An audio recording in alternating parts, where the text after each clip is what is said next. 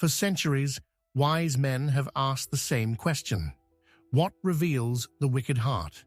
Not all evil comes with a sword in hand or fire in the eyes. More often, it comes disguised, clothed in words of kindness or smiles of falsehood. The Stoics knew this well.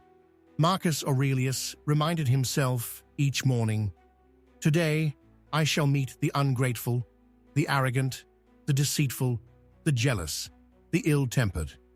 They act this way because they do not know what is good and what is evil. Yet I, who have seen the nature of good and evil, cannot be harmed by them." To live with clarity, one must learn to see the signs of such people, not to hate them, but to recognize their ways, to guard the peace of one's own soul. The first 5 signs reveal the inner shadows of a malicious character. The first sign is delight in the misfortune of others. A noble heart rejoices in the flourishing of friends, in the victories of strangers, in the bloom of life itself. But the wicked heart lights up when it sees a rival stumble, when it hears of another's grief. Seneca wrote, "The magnanimous man delights in the successes of others. The petty man delights in their failures." To smile at another's pain is to show a soul enslaved to envy. The second sign is the spreading of discord. There are those whose presence calms, whose words soothe, who leave behind peace. But the wicked bring quarrels as a storm brings thunder. They twist words, sow suspicion, and turn friend against friend. They are never happier than when unity is shattered. The third sign is the mask of false kindness. Not all smiles are born of goodwill. Some are veils hiding daggers. The malicious praise to your face, yet curse behind your back. Their sweetness is not born of virtue, but of calculation, a bait set for the unsuspecting. Epictetus warned, "When you kiss your child, remind yourself that you kiss a mortal." Likewise, when you hear praise, remind yourself, not every voice is sincere. The fourth sign is envy. Few poisons corrode the soul as envy does. It does not merely wish to gain, it wishes another to lose. It cannot bear the sight of excellence in others, for it is a constant reminder of its own emptiness. A jealous spirit cannot celebrate even the smallest triumphs of another, for every joy outside itself feels like theft. The fifth sign is unrestrained anger. There is anger born of justice, but the wrath of the wicked knows no measure. It blazes not because of truth, but because of pride. A single word, a simple disagreement, and the fire consumes everything. Seneca called anger a brief madness, and indeed, where madness reigns, virtue cannot dwell. The signs continue, revealing ever more clearly the shape of a malicious spirit. Each one is not only dangerous to others, but also destructive to the person who bears it. The Stoics urged us to observe carefully, for recognition is the first defense of the soul. The sixth sign is refusal to listen. The wise know that listening is half of knowledge, but the wicked close their ears, for they fear truth. They are too consumed by the sound of their own voices, too chained to their desires. A person who will not hear cannot learn, and a person who cannot learn cannot grow. The seventh sign is distortion of truth. The malicious twist facts like a craftsman bends metal. They do not seek clarity, but advantage. Their words are designed not to illuminate, but to entangle, to deceive, to control. In their hands, truth becomes clay, reshaped into lies that serve their ends. The eighth sign is absence of gratitude. Gratitude is the fragrance of a noble soul. It recognizes gifts, honors kindness, remembers friendship, but the wicked take without thanks, consume without acknowledgement, and demand as though the world owed them. The ungrateful heart cannot know peace, for it is forever restless in its hunger. The ninth sign is ruling through fear. There are leaders who inspire, and there are tyrants who coerce. The malicious delight not in respect freely given, but in trembling obedience. They raise their voices, use threats, and sow dread. But fear is a brittle chain. It binds for a time, then breaks with violence. The 10th sign is blindness to the self. Perhaps the greatest mark of wickedness is the refusal to look within. The wise examine themselves daily. They search their hearts, admit their flaws, and strive to grow. But the malicious never turn the mirror upon their souls. They blame the world, curse others, but never confront their own darkness. Thus are the 10 signs revealed. They may wear different faces, but their roots are the same: ignorance, passion without measure, and the absence of virtue.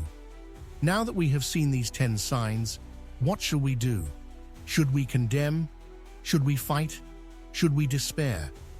The Stoics offer another path: the way of clear sight, firm boundaries, and inner freedom. Marcus Aurelius wrote, "The wrongdoer does not know what he does. If you understand this, you will not hate him." Evil is often not deliberate malice, but blindness, blindness to the good, blindness to the self. This does not excuse the harm, but it explains the cause. And explanation grants us power, the power to respond wisely. First, we must not take their poison into ourselves.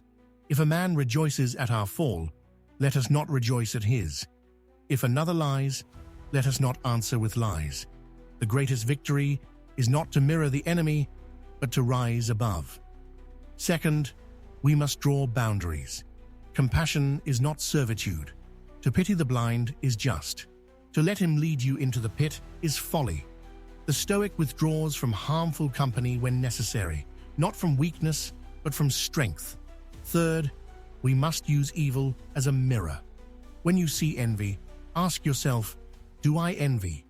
When you see anger, ask, do I rage? The flaws of others are reminders of the seeds within our own hearts. To uproot them in ourselves is to transform evil into a lesson. Fourth, we must cultivate inner exercises. Each morning, anticipate the difficult. Today, I may meet the arrogant, the deceitful, the ungrateful. Each evening, reflect, how did I respond? Did I preserve my calm? What could I have done better?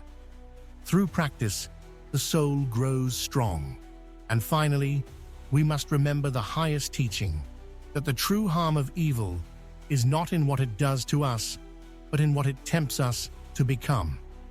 The Stoic's task is to remain whole, to preserve reason, to live by virtue, regardless of the world's storms. Seneca said, "The greatest punishment of the wrongdoer is to be like himself. What more is needed? To live in malice is already misery. To live in virtue is already reward.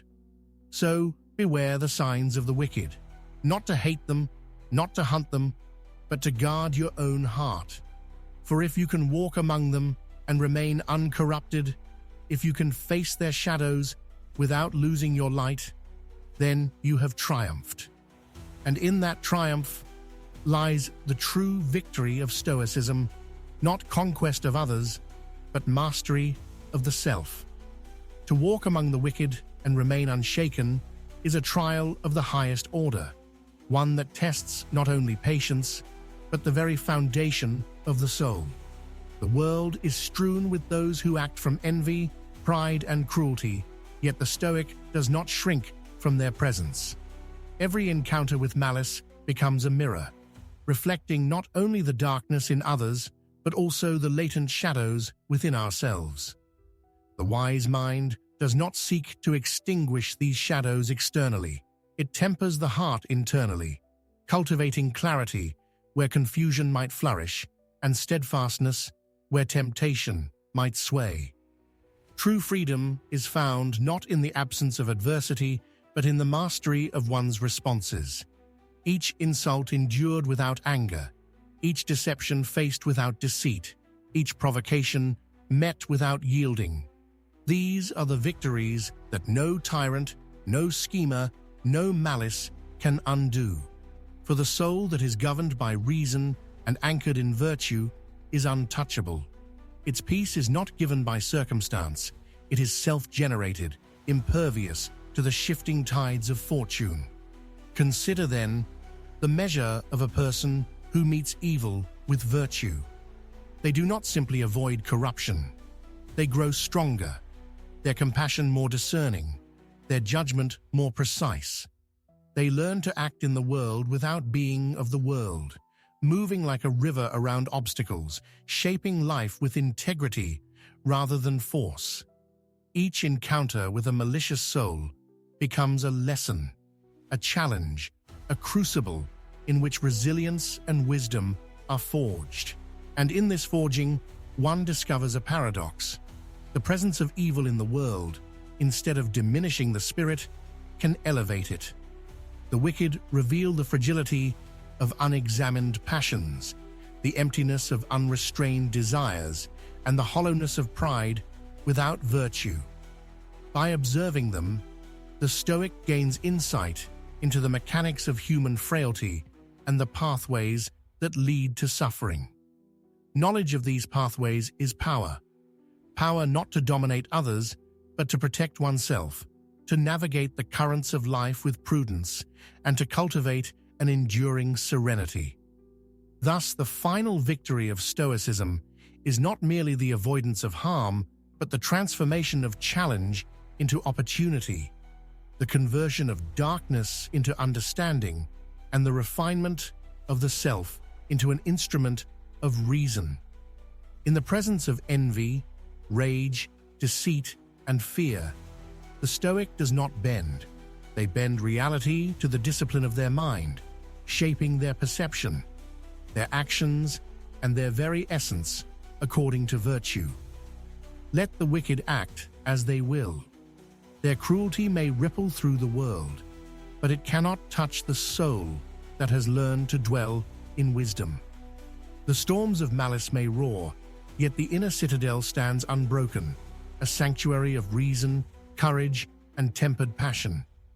To live this way is to embody the highest teaching of the Stoics, that our true domain is the mind, the heart, and the choice to act rightly despite the chaos that surrounds us.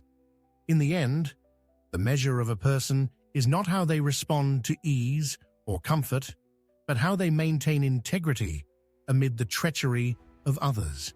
To walk through shadows unafraid, to witness evil without succumbing, and to preserve light where darkness abounds. This is the triumph that eludes the unexamined soul, yet comes naturally to the one who has trained in reason, reflection, and virtue. Such a soul is untouchable, luminous, and free, a beacon of Stoic mastery in a world too often lost to its passions.